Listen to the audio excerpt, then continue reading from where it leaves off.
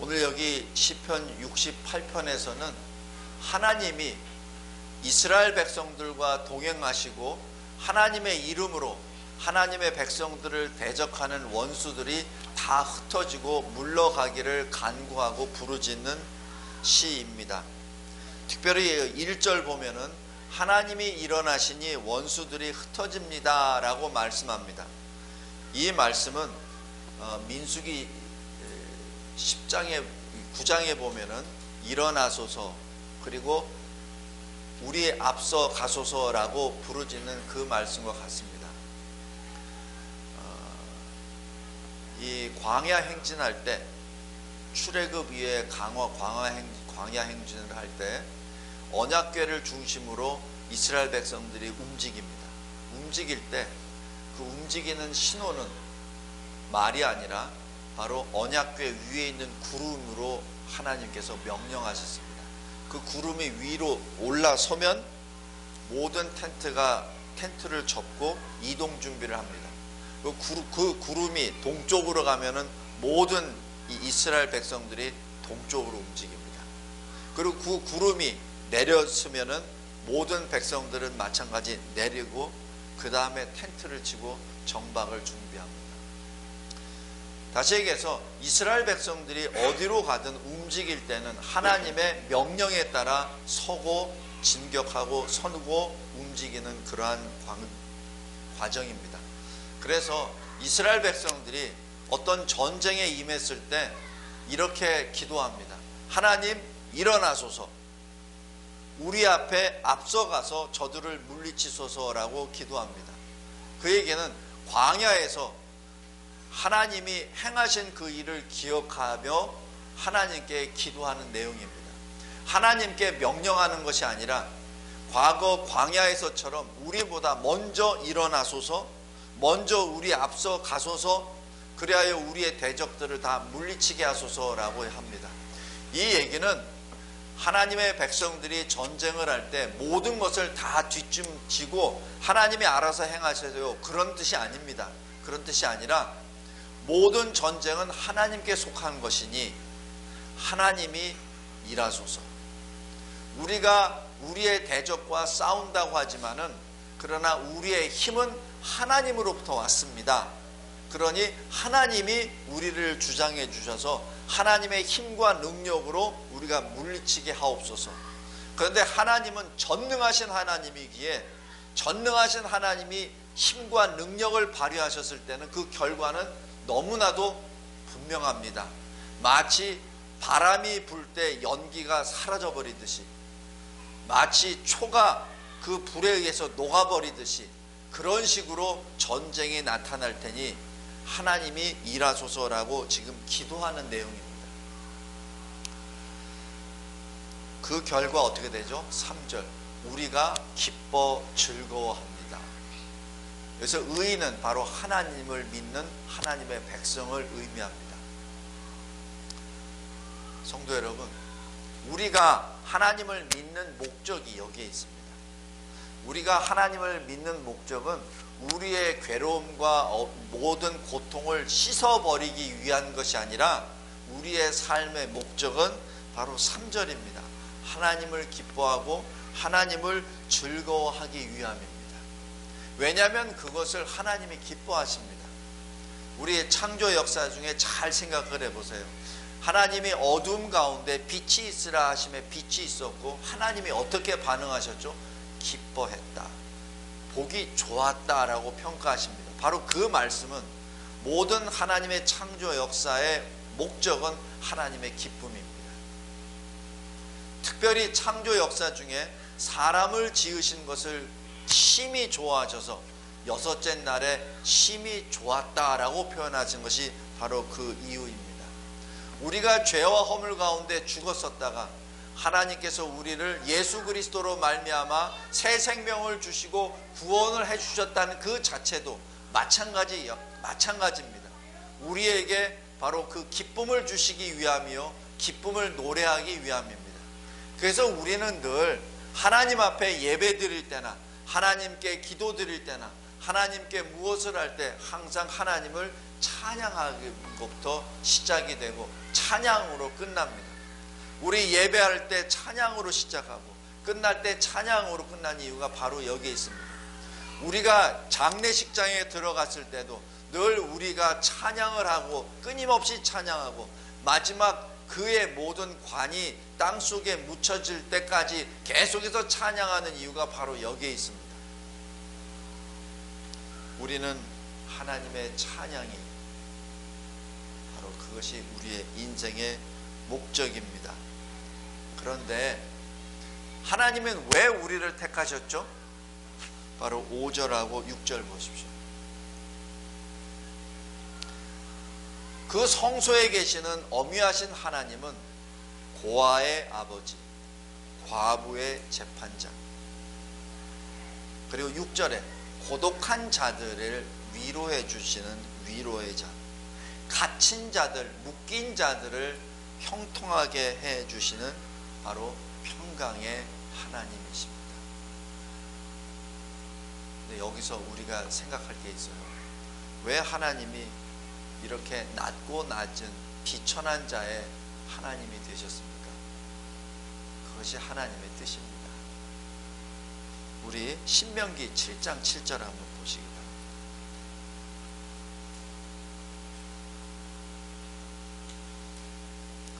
언뜻 보면은 이스라엘은 하나님의 백성이라고 늘 강조하고 또 자랑합니다. 그런데 하나님이 이렇게 말씀하십니다. 신명기 7장 7절, 구약 272페이지입니다. 여호와께서 너희를 기뻐하시고 너희를 택하심은 너희가 다른 민족보다 수요가 많기 때문이 아니라 너희는 오히려 모든 민족 중에 가장 적으니라. 이스라엘을 택하신 이유가 여기에 있습니다. 가장 수가 적고 가장 힘이 약하기 때문에 하나님이 택하신 겁니다. 우리 고린도전서 1장 보십시오.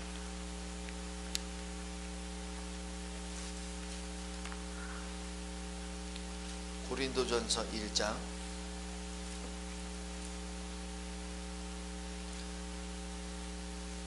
우리가 자칫 잘못된 이 자세를 마음을 가질 수 있습니다.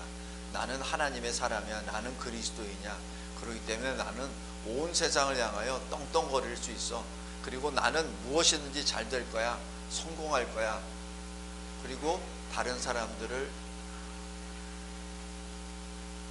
얕봅니다. 그런 경향이 있을 수 있습니다. 믿지 않는 사람들에 대하여 이 긍휼한 마음을 갖는 것이 아니라 차별적인 마음을 가질 수 있습니다. 그런데 그것이 아니라고 분명히 말씀합니다. 26절 보십시오. 고린도전서 1장. 형제들아, 너희를 부르심을 보라. 육체를 따라 지혜로운 자가 많지 아니하며 능한 자가 많지 아니하며 문벌 좋은 자가 많지 아니하도다. 그러나 하나님께서 세상에 미련한 것들을 택하사 지혜 있는 자들을 부끄럽게 하려 하시고 세상에 약한 것들을 택하사 강한 것들을 부끄럽게 하려 하시며 하나님께서 세상에 천한 것들과 멸시받는 것들과 없는 것들을 택하사 있는 것들을 폐하려 하시나니 이는 아무 육체도 하나님 앞에서 자랑하지 못하게 하려 하심이라. 너희는 하나님으로부터 나서 그리스도 예수 안에 있고 예수는 하나님으로부터 나와서 우리에게 지혜와 의로움과 거룩함과 구원함이 되셨으니 기록된 바 자랑하는 자는 주 안에서 자랑하라 함과 같게 하려 함이라. 성도 여러분, 하나님이 이스라엘을 하나님의 백성으로 삼으신 것은 이스라엘이 약하기 때문에 삼으셨고, 하나님께서 우리를 택하시고 우리를 하나님의 사람 그리스도인으로 만드신 이유도 우리가 죄인이기 때문에 택하신 겁니다. 우리가 못났기 때문에 택한 겁니다. 우리가 지혜가 없고 힘도 없고 가진 것도 없기 때문에 하나님이 우리를 택하셨다는 것입니다. 그러므로 우리가 자랑할 것은 무엇이죠? 그리스도 하나입니다. 우리는 우리를 가지고 우리의 어떤 것을 가지고 자랑할 것이 없다는 것을 꼭 기억하시기 바랍니다. 그 다음 16절 보십시오. 하나님께서는 또 말씀하십니다. 날마다 우리 짐을 지시는 주. 주님은 우리의 구원의 하나님이신데, 그런데 어떻게 구원하시냐면은 말씀으로 창조하셨으니까 말씀으로 구원하시는 것이 아니라 바로 우리 짐을 지어주시며 구원하십니다. 우리가 죄의 짐을 지고 있을 때 우리가 고독 가운데 그 고독의 짐, 무거운 죄의 짐을 짓는 것 같으나, 그러나 주님이 말씀하십니다. 너의 짐을 내가 지고 가노라. 성도 여러분, 꼭 기억하시기 바랍니다. 제가 오늘 아침에 어디 이렇게 자료를 보니까 이런 말을 하더라고요. 목사님들을 위해서 기도하십시오. 목사님들의 97%가 배반을 당했습니다. 작은 모함으로 쫓겨나기도 합니다. 90%의 목사님들은 심한 스트레스를 받고 있습니다. 그리고 이거는 미국 데이터니까 하루에 7,000개 교회가 문을 닫습니다. 1,700명의 목사님들이 목회를 그만둡니다 하는 자료를 봤어요. 근데 그 자료가 맞는지 안 맞는지 잘 모르겠습니다. 왜냐하면 근거가 확실치 않기 때문에. 근데 그거는 확실해요. 목사님들이 많은 고통 가운데 있다 하는 것을 공감을 했습니다. 그런데 목사님들이 그 고통 가운데 기쁨으로 나아갈 수 있는 이유는 바로 이 19절 말씀입니다. 나의 고통을 내가 짊어지는 것이 아니라 하나님이 짊어지는 것입니다. 그리고 거기에 또 있더라고요. 목사님들의 대부분은 친구를 다 잃었습니다. 그래서 제가 이렇게 쭉 제 생활을 보니까 저도 친구가 다 떨어져 나갔어요. 물론 제가 원래 성격상 친구가 많은 스타일이 아닌데, 그럼에도 불구하고 친구가 없어요. 막상 뭘 연락하려면 없어요. 성도 여러분, 우리 각자의 삶도 마찬가지입니다. 우리 각자의 삶이 굉장히 어렵고 지치잖아요. 지칠 때 누구를 보겠습니까? 옆에 사람을 보나요? 저를 보나요? 저도 똑같이 그런 모양인데, 주님을 보십시오. 내가 어려울 때 나의 어려움을 짊어지고 가시는 분은 바로 하나님이십니다. 그래서 제가 오늘 68편 이걸 쭉 읽으면서 19절이 제일 저의 마음에 감동을 주셨어요. 성도 여러분, 꼭 기억하시기 바랍니다. 우리 짐을 지시는 분은 하나님이십니다. 그런데 그 짐을 어떻게 지시하냐면은 날마다 지십니다. 날마다. 혹시 여러분들의 삶 가운데 고난과 어려움과 풀리지 않는 수수께끼들이 많이 있습니까? 그렇다면은 날마다 우리의 어려움을 우리 대신 지시고 가시는 주님을 바라보시기 바랍니다. 그래서 하나님은 우리의 구원이십니다. 그 하나님은 우리의 구원이십니다. 그래서 우리가 찬송을 합니다. 찬송가의 내용을 잘 보세요. 찬송가의 내용은 바로 하나님을 부르고 하나님이 나에게 행하신 것들을 고백하는 내용이 찬송가입니다. 다른 거 없어요. 하나님이 어떤 분이신가, 하나님이 나의 인생 가운데 어떻게 역사하셨는지, 내가 외로울 때 하나님이 어떻게 나를 위로해 주셨는지, 내가 아플 때 하나님이 나를 어떻게 그 고통으로부터 내 고통을 덜어주셨는지 그것을 간증하고 고백하는 것이 찬송입니다. 다른 거 아니에요. 찬송 잘 보십시오. 그 찬송가 가사에 내가 하나님을 믿으니 나를 형통하게 해주세요. 나 돈 벌게 해주세요. 내가 저기 어디에 출세하게 해주세요. 그런 찬송 없어요. 없습니다. 왜냐하면 그것들은 바로 사람이 추구하는 것이기 때문에 그렇습니다.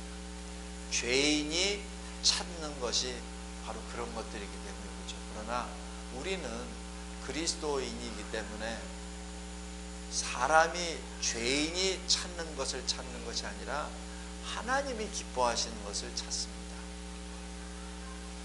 오늘 우리 어린이 예배 때 창세기 3장 말씀, 너는 흙으로부터 왔으니 내가 다시 흙으로 돌아갈 것이니라.